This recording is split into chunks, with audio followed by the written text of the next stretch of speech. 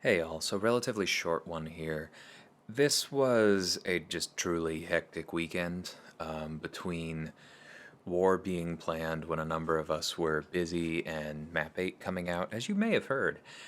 And I just dropped the ball a little bit on my first three fights, actually, and so I do not have recordings of them. I have a short 10-second video of me turning on recording, then deciding, oh, you know what, I am going to go do one more duel before I take this Arcus on Path 9, and I guess I never turned it back on. So, my apologies on that, but it was Arcus on 9A, followed by Annihilus, which was pretty similar to last war, and then I took Doom on Power Snack with Reed.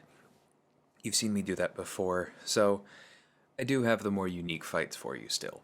You don't necessarily need to see me miss a parry that I'm pretty sure should have landed and then get wrecked by a heavy, which is what happened with Reed. Thankfully, no deaths. I was able to play it from there, but that's okay. You can pretty much imagine how that fight went. So we're taking Encroaching Stun with Kingpin here. If we do happen to get stunned, then Kingpin should shrug it. However, I've heard that the Pacify Mastery can mess with that, so we are also going to be doing our absolute best to not take that particular chance. And so we will be trying to line up the specials and all of that, and mostly playing around the fact that Kingpin just does a ton of damage, has some damage over time, has some ability accuracy reduction through his rage debuffs on himself, has increased combat power rate, so should be able to always have a special. And then we're just going to play around iHulk. See, here we go. We kind of waited a little bit longer than I might normally before retaliating on that parry stun to make sure we lined it up perfectly with that special. We're going to bait out the special 1 as much as possible. I know how to evade the special 2. I don't usually bother in war, just it's one of those slightly more risky ones. So we're going to get the special 1 as long as we can. But here, let's see if he doesn't. No, he does throw this.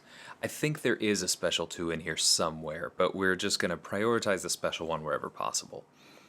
It's nice to throw that special 1 while we have overpower up, because that damage over time is something that he is not going to gain gamma from.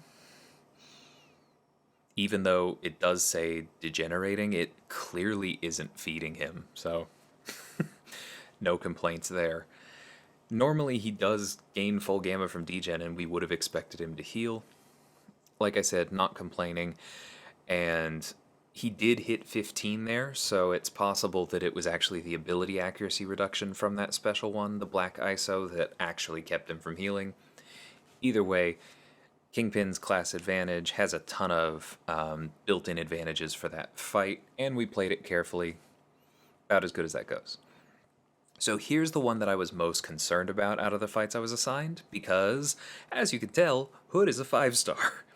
I don't like doing that. But we needed Hood on the team so that Kingpin was a safe option for Hazard Shift, and it would have seriously complicated our planning for me to bring someone else, and we did not have the option of doubling this up, especially because I could take it.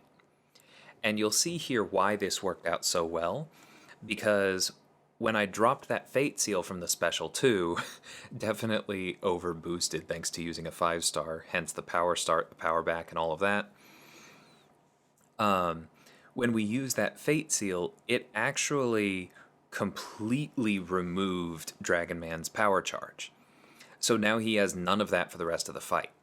Now the invisibility buff expiring will still trigger Mystic Dispersion, but otherwise we don't really have to worry about all of this.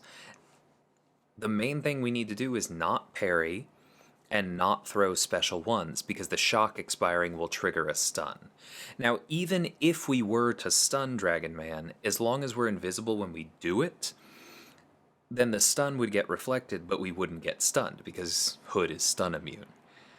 But we're still going to be a little more careful than that and do our best not to do that, using the invisibility for openings kind of the same way that you would with Ghost.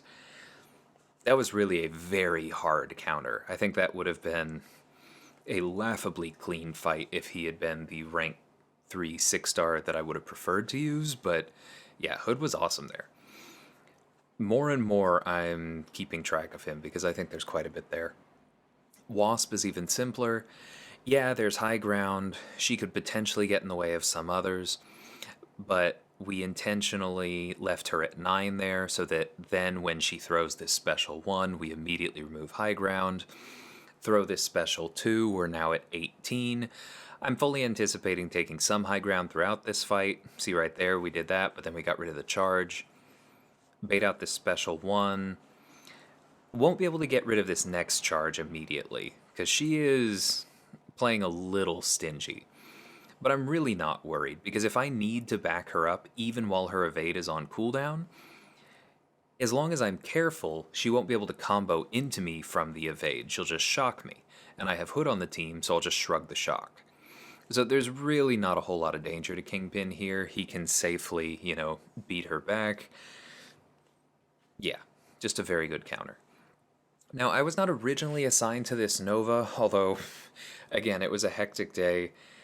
We talked sense, and it probably would have made sense to just send me here in the first place, would have simplified a couple other things. We'll just remember that next time. But you'll see in this fight just how incredibly clean this is. It is, of course, possible for this to go wrong. With the way the game is right now, a Dex could go sideways or something along those lines, or Nova could just turtle. And he could go all the way to his special 3, and that would suck.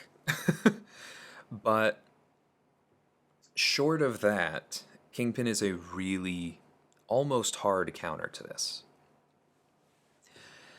Did that regen at the start, basically just to deal with block damage and maybe some early high ground. But we're going to be getting constant regen from the rage debuffs anyway. We're mostly just trying to stay on him, stay aggressive enough that he stays aggressive.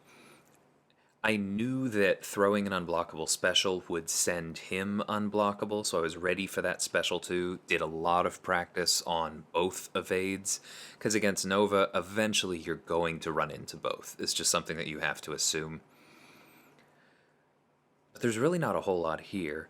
I am watching. I don't mind him auto-blocking if he's below 75, because that won't trigger parry.